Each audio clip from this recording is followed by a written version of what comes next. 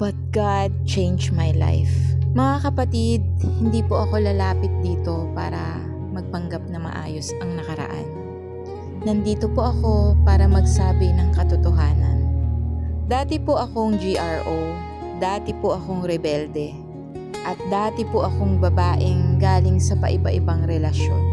Maling barkada at maling desisyon.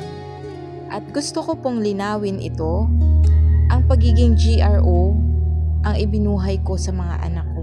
Ginawa ko yon sa pag-aakala na mas mabuti nang masira ang buhay ko basta mabuo ko lang ang buhay ng mga anak ko. Akala ko, yun ang sukdulang pagmamahal. Akala ko sapat na yun para tawaging isang mabuting ina. Maraming gabi na umiiyak ako mag-isa. Pagod ang katawan, pagod ang puso, pagod ang kaluluwa. Nakangiti sa labas, pero durog sa loob. Sanay akong marinig na mahal kita, pero may kapalit. Sanay akong tanggapin dahil akala ko hanggang doon lang ang halaga ko. Pero isang araw, nakilala ko ang Diyos.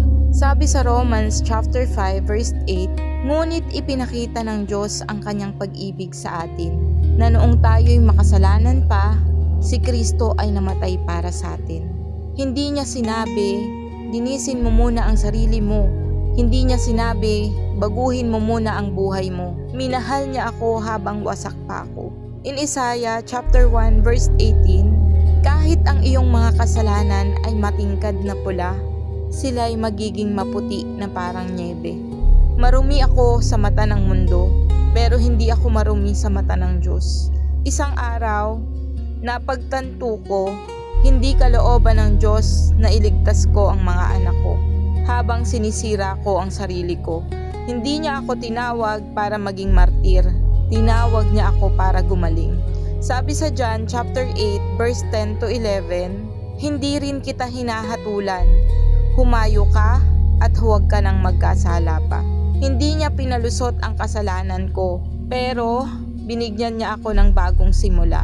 Unti-unti, binago ng Diyos ang puso ko. Hindi biglaan, hindi madali. May mga relasyong kinailangang tapusin, may mga barkadang kailangang iwanan. May mga gabing umiiyak ako habang pinipili ang tama, pero bawat bitaw, may kapalit na kalayaan.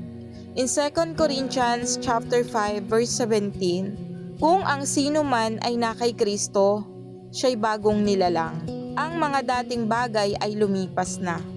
Hindi na ako ang dati. Hindi dahil malakas ako, kundi dahil tapat ang Diyos.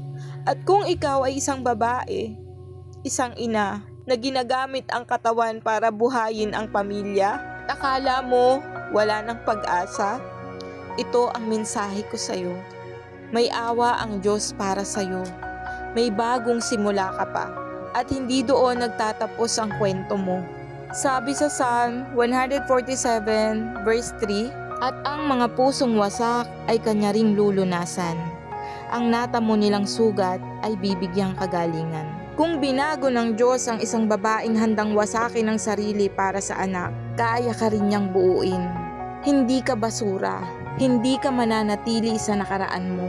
Tayo ay ina na minahal ng Diyos. At kung binago niya ang buhay ko, kaya rin niyang baguhin yung sayo. And this is the testimony of my life. Amen.